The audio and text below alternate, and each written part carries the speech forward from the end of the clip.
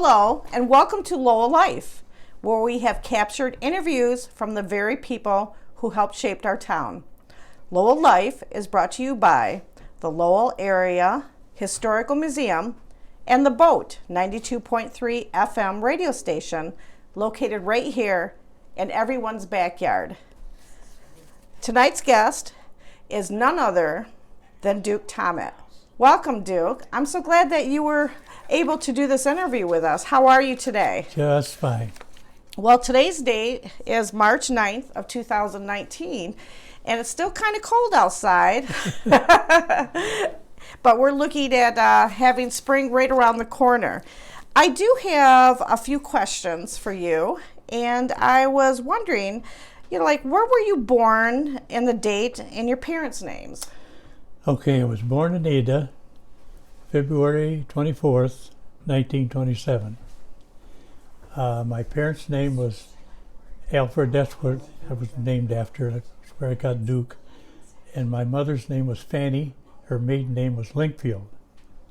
And they lived on Pettus, about a half a mile from Knapp, on Pettus Road in Ada. Now, do you have any siblings? Yes, I had 4 brothers and a sister, or 3 brothers and a sister. Wow. There was 4 boys and a girl. Yeah, there we go. Jean, being my sister, she was the next younger than I. Richard lived in California, and then Stuart, he was in business with me for a long time, and Ron, the youngest one. That's very interesting. Now, what brought you or your family to Lowell? What brought you from Ada to Lowell? High school, mainly. Oh. And our high school, we had high school in Ada that went through the 10th grade, but they never decided to go that way. Out of 8th grade and went right to Lowell, and Lowell had a bus, so we went right to Lowell. And that's where I got acquainted with people around here and eventually settled down here. Oh. Now, what subjects was your, when you were going to school, what was your favorite subjects or? Probably history. Oh, I don't history. know why it was. Wow. And friends, do you still have friends from school that's around here? Most of them are all gone. Okay. But yeah, there were a lot of them around here. As kids, where did you explore then? Explore. Let's say that you came home from school. Yeah. And where did you take off to? Did you hop on your bike or? Well, yeah, of course, back then you were spread out quite a ways, so if you went any place, you had to go very shortly. But a real good friend of mine was a guy by the name of Andy Beamers. He was the same age as I, and when we went to the little one-room school, there were 4 of us in the same grade. There were Joanne Koenig and Gloria Eggleston, Andy Beamers, and myself. And we were the biggest class that the school ever had. Usually they had 1 or 2 in each grade, but we went from kindergarten to 8th grade together. And we were close friends. And if we went any place to play, we were close enough, so that's probably who we went and played with, yeah. Oh. Now, the one-room schoolhouse you're talking about, that was in Ada, correct? Yeah. Is that still standing? No. Where was that located at? That's where that big gravel pit was there in the corner of,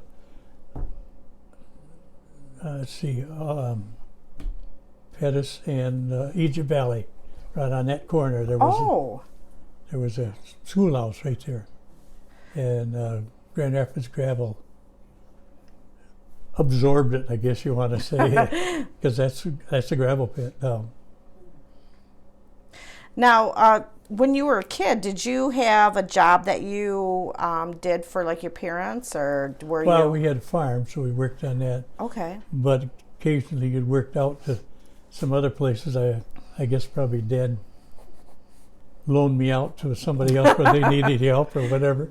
Right. And that was one of the way everybody got along back those days. If somebody was sick or had a problem or something, everybody helped everybody else, and lots of times I would be the one, because I was the oldest, they got sent to the help the neighbor or whatever that. But it's the way it's just a thing we did. It wasn't anything that you were unhappy with.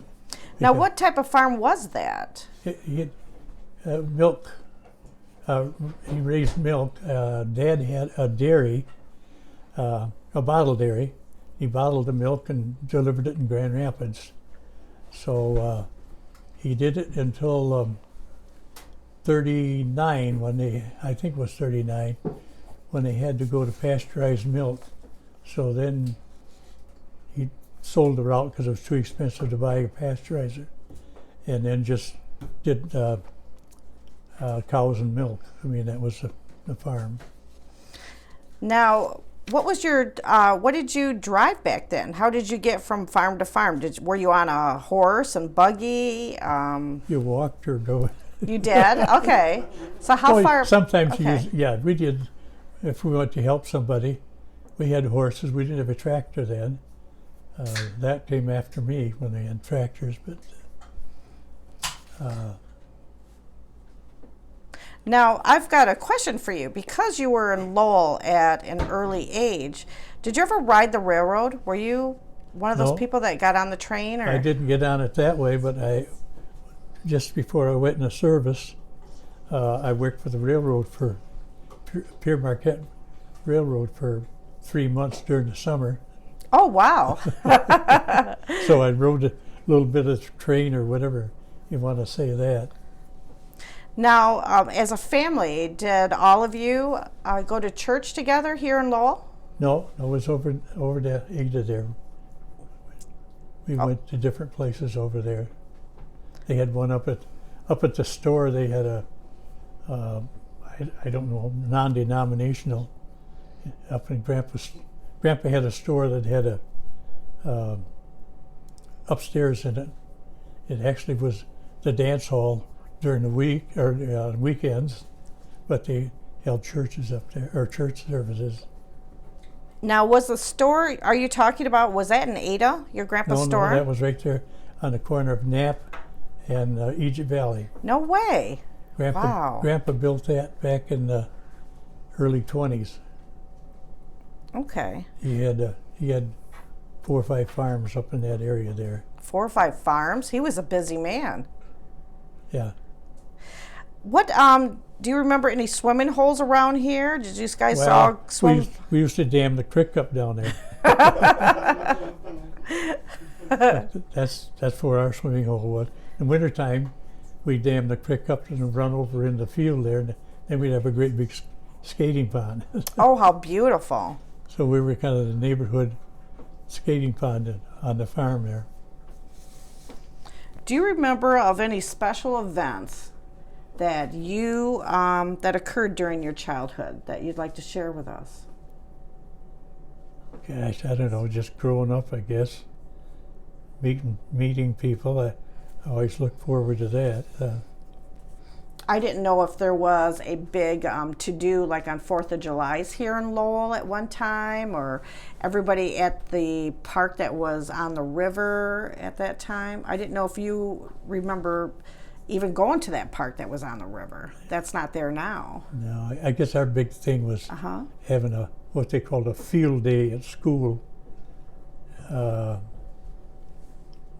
Several times in a year, once or twice in a year, I should say, where several of those one-room schools got together and you had competition and stuff in it. That was quite an event because you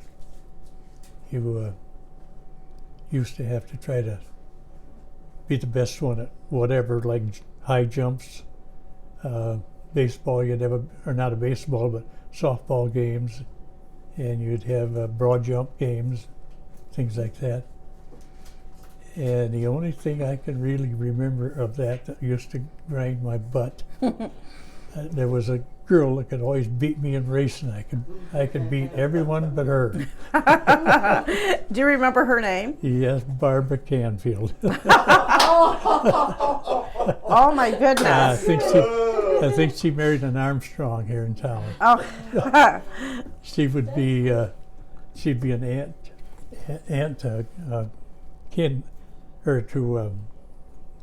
Canfield down here. Be his aunt. I've told him about that. So what, now looking back in your childhood, do you remember like the parades that were in Lowell and what have you? Were you in any of their parades? No, not then. I didn't really get much in Lowell till after high school. I mean, after I got here for high school, yeah. Okay. Well, with the, I don't mean to fast forward to the dealership, but didn't Thomet have trucks and what have you in the Lowell parade? No. At times? No. Okay. No, not then. No, that was before Dad. I had them after I was in, but no, that would be well before anything like that. Okay. Yeah. Were you involved with Showboat? Yeah. Ooh. I furnished them the vehicles for the different people that were there at the entertainers, and for instance, Pearl Bailey, we had to go pick her up in Grand Rapids and bring her in, and then there was Satchmo. Of course, each one of those guys had their band, and they usually needed a couple of Suburbans or something big to carry their stuff around with. Oh, okay. During that week, we'd furnish them a couple of vehicles. Beecham and I went golfing with a couple of Satchmo guys one time. Really? That was fun. Yeah. Really? Yeah. That was a lot of fun. But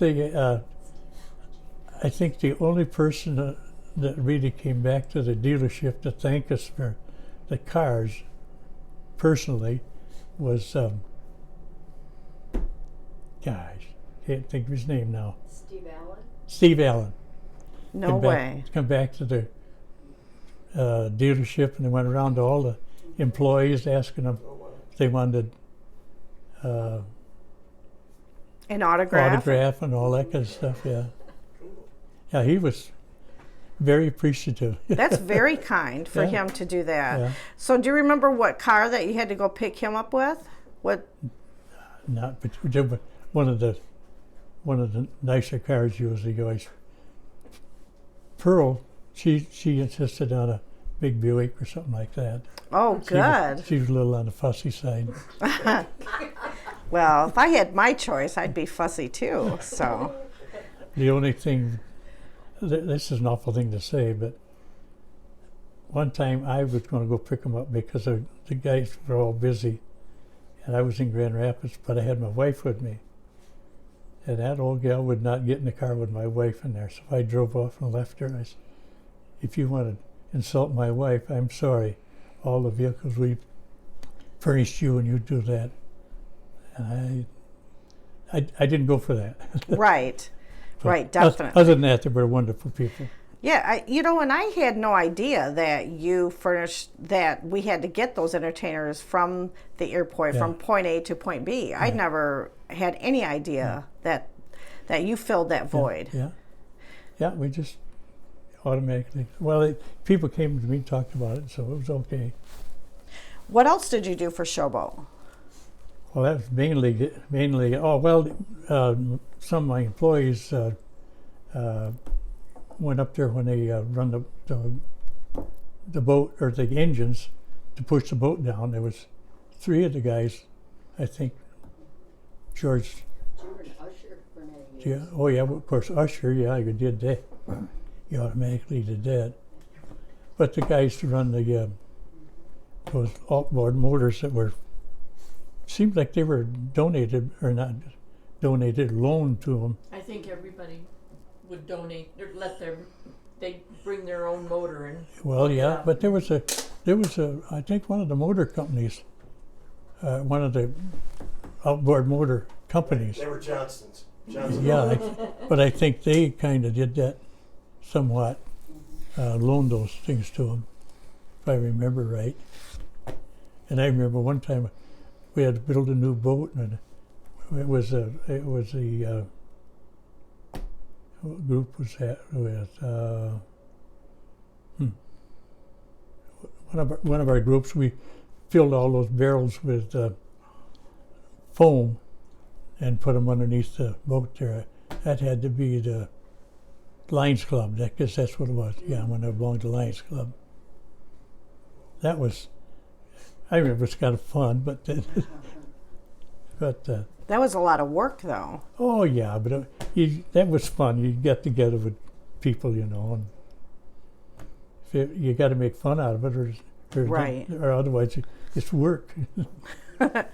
So the downtown businesses, because you had your dealership. Yeah. What other businesses do you remember, reflecting back, that are gone now that you worked with? Well, I first started as far as working for businesses.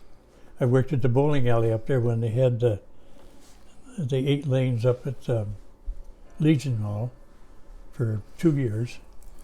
And then I went to work for Pete Spearstra in the garage down there before they built that was Dodge. That was before they built the new building that you're tearing down now. And then from there, I sold insurance for about a couple of years, Farm Bureau, and then went back to Jackson's and worked for them until What's Jackson's?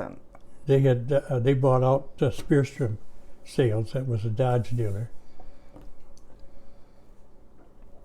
and then from there I got involved with Marshall Croft. We got Chrysler Plymouth, and we ended up building a new building, and then I got into the Chevrolet dealership after that. Wow, that's, I'm looking at this list that we're looking at a bowling alley, Pete Spearstra, Farm Bureau Insurance, and Jackson, and we're looking at Chrysler Plymouth and a Thomet Chevrolet. That's quite the list of very unusual jobs that brought you to this dealership. Yeah. So, well, it just seemed like each one of them had some. In my mind, it seemed like it was always a stepping stone or a help. Working for Farm Bureau Insurance was not very lucrative as far as money was concerned, but I met a heck of a lot of people, awful nice people, and it sure did help then when I got into selling cars, because I could walk into any farm in the area, they'd say, "Hi, Duke," they knew me. Not that I was a super salesman, but just everybody knew me. So by knowing everybody, that worked. that is really great. Yeah. With But your, there's go a ahead. lot of nice people in this area if a person just takes time to realize that. To connect the dots from one person to another. Yeah, What a great community. yeah, it is. It is. Yeah. Now when you, let's see here, you were married, Yeah. and let's see, you said that you met your wife while you were in the service, or was it No, before the it was service? I'm sorry. After I get out, yeah. Okay, could you tell me about that? Well, just kind of happenstance, I guess. I was with some other guys, and there was a car full of gals that come up, and I had an old, Here in Lowell? yeah, Oh, I had an old car that was before I had a better car, and they had a real nice car. Maryland did, and a bunch of girls in there, and they invited us to go with them, and I didn't know any of them, but the guys that were with me knew them. So come on, and all that. As it worked out somehow or other, they all paired up, but that left Marilyn and I for the last one. And it's funny how it took, I guess, because here we are. there you are. Now, what was the date that you got married? Do you remember? Yeah, that was June 4th of 49. 49. Oh my gosh. And go ahead. Yeah, that was it. Now, did you get married here in Lowell? Yeah. What church you get married in? The Congregational Church. Oh, Reverend okay. Moon was a minister there. Reverend Moon? Yeah. Wow. Well, Now, Marilyn's folks went there, and she did too, so that's how we... you followed her into Yeah, that church, yeah, didn't you? That's. Yeah. Where did you have your reception at then? Boy, oh boy. I think they had a church basement, yeah. Okay. Had to stop and think. You weren't there yet. You were a thought. She was a thought, though. Yeah, she was here a year later. That's your daughter Lynn. Yeah, Your daughter Lynn? she was the Okay. first one. So how many children did you have? We had 5. Wow, 5. She had 5 anyway, so She had 5. That's Yeah. right. So, what are the name of your children? okay. Lynn's naturally the oldest, then Jack, and then Dennis Paul, and Kenneth Lee, and then Mark Douglas. So, wow. So you only had one daughter, huh? Yeah, she was always been my right-hand man. Really, she was, of course, in business. She was just a godsend. That's all there was to it. You're really lucky to be able to have that, you know. Mom loved her boys, and I guess probably why, if anybody, I spoiled her. I know I did. I got accused of it anyway. There's nothing wrong with that. Yeah. Coming from a girl that's also a daughter. Yeah. So, now, Well, everybody used to think I spoiled her because I put her in a Corvette to drive in the summertime. what? She got a She Corvette? drove a Corvette. What? Oh, Well, it was great for business because everybody wanted to buy her car, you know, because they saw her around it. Yeah, it never had any trouble selling it. wow. So what color Corvette was that I Lynn got to don't even- have? I think she had a little bit of everything. Red one, a white one.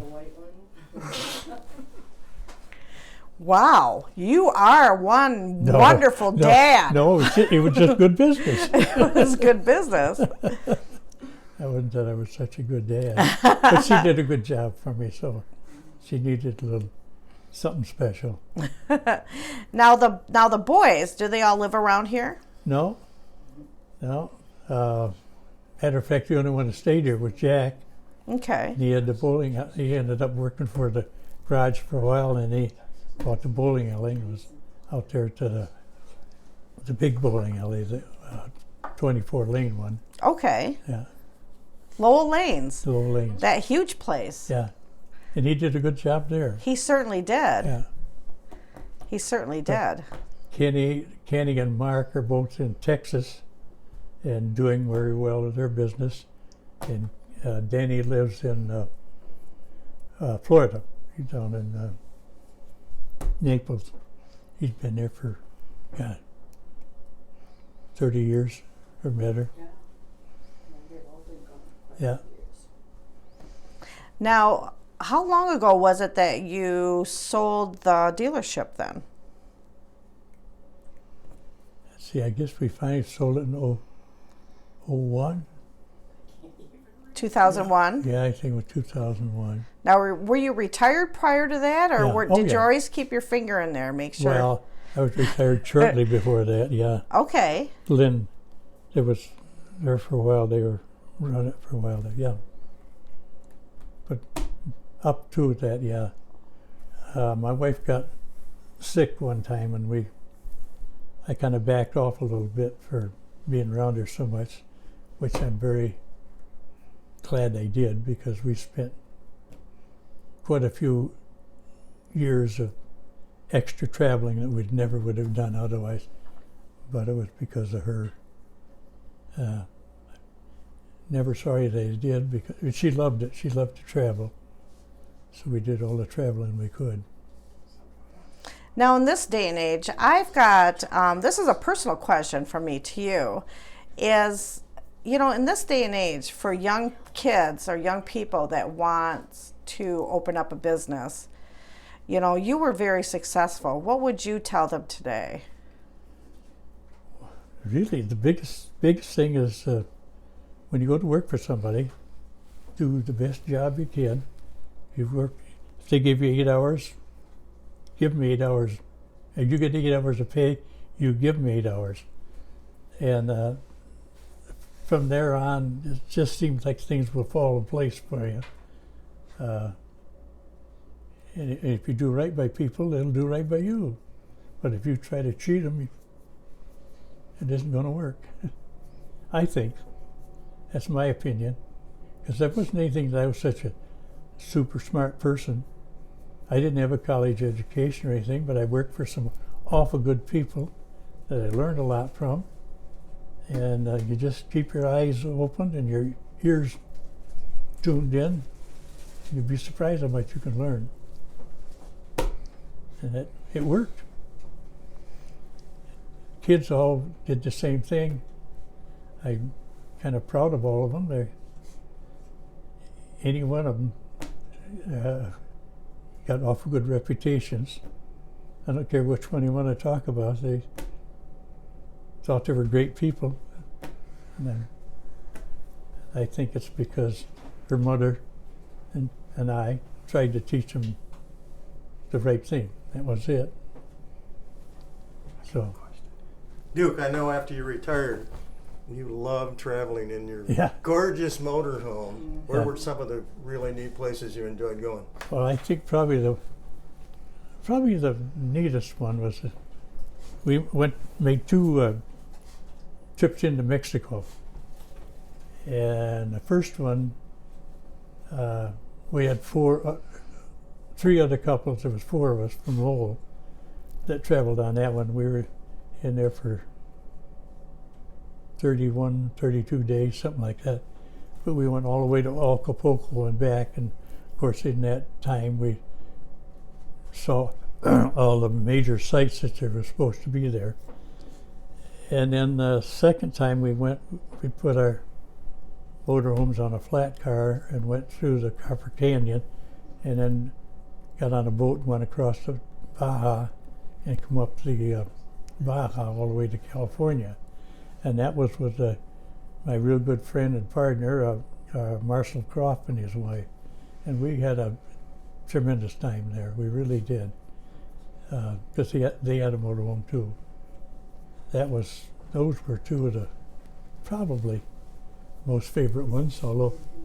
I got one more question, Yeah. Duke. I hear that you drove that motorhome pretty safely. Pretty much. What's that joke behind that? Could you tell me? Rumor has that he liked to drive it fast. Oh, no. Well, it did sail down the road pretty good. I didn't drive it as fast. I'll tell you, Mark drove it faster when he'd take me. Mark was the one that he'd run that thing up 75 and 80 right along. I'll tell a little story. Yeah, When yeah. my parents went with Duke and Marilyn on the trip to Mexico, when Yeah. they got off Baja and went up. Yeah. This is Dale Dude. Croft, right? Yeah. This is Dale Croft. Duke just took off, and Dad says, "I can't keep up with him. We'll just catch him when we see him stop and pulled over." Oh, I don't think it was that bad.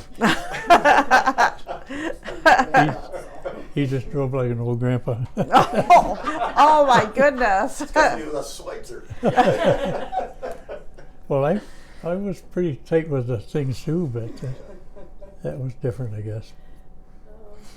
Oh. We had a lot of fun, and I look at that now, and I do not have any regrets of taking the time to travel.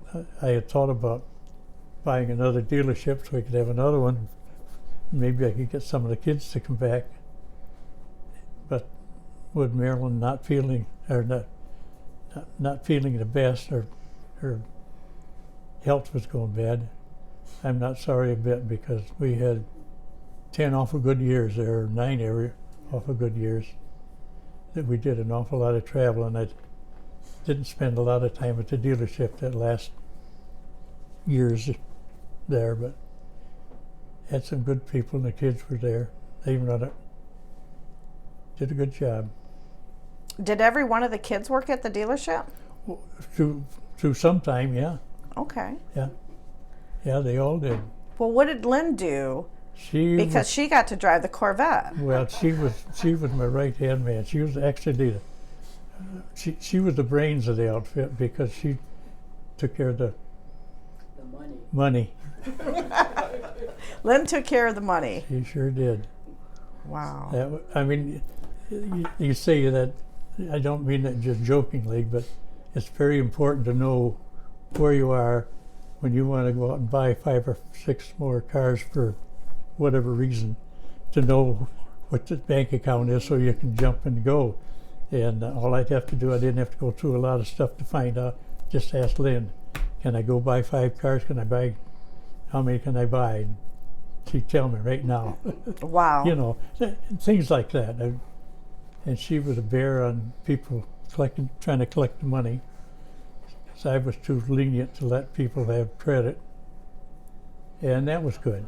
That was very important. So I was so busy getting things done other than that I didn't have time to follow up on that stuff. And so it was a joint effort with all of us. The kids all, they wanted to go to college and wanted to do all that stuff. Well, they worked for me. They got paid. If they didn't want to get out and work, then they're going to have to figure out their own way of making it. And they all did. And they all knew what it was to make $1 that way. So I guess Mother and I knew the right thing to do, I think. It sounds like it. Yeah, right. Now, this is what's strange is when you said you had to go out and buy 5 cars. Yeah. Now that's I couldn't imagine the kind of money that you had to have. Yeah. Where did you just go buy 5 cars? Well, you could go to. They had an auction sale. They had. You could buy factory official cars. Well, that was one place, but there are also. You get some of the big auctions in Detroit where you could go buy some pretty nice cars, and if you needed some to fill into your inventory that you had. Yeah, it didn't happen a lot, but there were times when you wanted to keep your lot full because you didn't want people driving through there looking for something that wasn't anything there. So you had to kind of do that by seat of your pants or whatever you want to say. Right. Yeah. Now, how many cars did you always keep in your inventory? Do you remember? Not particularly, but you try to keep a certain dollar volume. You had probably kept a couple $100,000 worth of cars all the time somewhere. So that's how you would gauge your inventory, by how much money was sitting on your lot. It wasn't by as many cars that were sitting on that lot. A little bit of both. A little bit of both. Okay. Making sure you had a supply of cars in certain ranges and stuff. Certain price ranges. And maybe when pickups were selling more than we could sell cars, you'd go look for pickups, or maybe medium-sized cars were hot or whatever. You had to kind of balance it up a little bit. What was your most expensive car that you bought to sell on that lot? What was it? What was that prize that you were really proud of? Oh, I don't remember that one.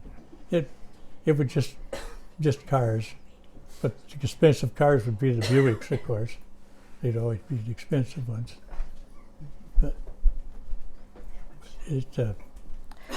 No, I never knew that. Yeah. I never knew that. Now, the auction you said was out of Detroit, correct? Did you ever leave the We went the some state? of the other ones in Grand Rapids too, but occasionally we went to the Detroit one because that's where some of the good ones were. And the factory itself, they had what they called factory official cars. That would be cars that somebody in the factory had driven, and they'd be real low mileage cars. I'm saying like 3,000-4,000 miles. Oh, okay. Some of them, probably the highest one would be maybe 8 or 9, 10 maybe. But a lot of times you'd need a few of those, so you get on. Hopefully that you could buy them. Definitely. Yeah. Definitely. No, I never knew that that was part of your business. Yeah. You know, and like I said, you know, from the bowling alley down at the Legion Hall to the Thomet Chevrolet, that's, you know, you kept your eyes and ears open. Yeah. That's valuable. But I think back on the people that you met in each one of those, they seem to stay friends with you. And so many of those, they end up being customers, you know. Yes. They really did. It's just fun. Yeah. I think of old Ernie Foreman for one. Ernie Foreman. I'm not sure if Dale has any other questions. Yeah. Yeah, Ernie Foreman. Back when Chevrolet had that Blazer, he wanted one to plow his driveway up there at up when he lived up on the hill there. Good old Ernie, and he ordered that car, and he went out, shoveled in the wintertime before that, and had a heart attack and died. Oh. Before it got there. I'll never forget that. Oh. Because that's what he talked about. He came down and talked to me about buying one of those so he could keep his driveway good so he wouldn't have to monkey around and work with snow. It's kind of goofy, really. But it happens. Is there anything else that you'd like to share with us? I know that your family is going to get, they're going to receive a copy of this interview. And I didn't know if you had any closing comments that you'd like to say to your family. Not just, I'm just proud that they picked me for a dad. I really am. They're good kids. Well, then I know that your daughter behind me is very proud of you, and she loves you dearly, and But she looks after me like a... And rightfully so. Yeah, Trying to keep us out of trouble. She does, you know.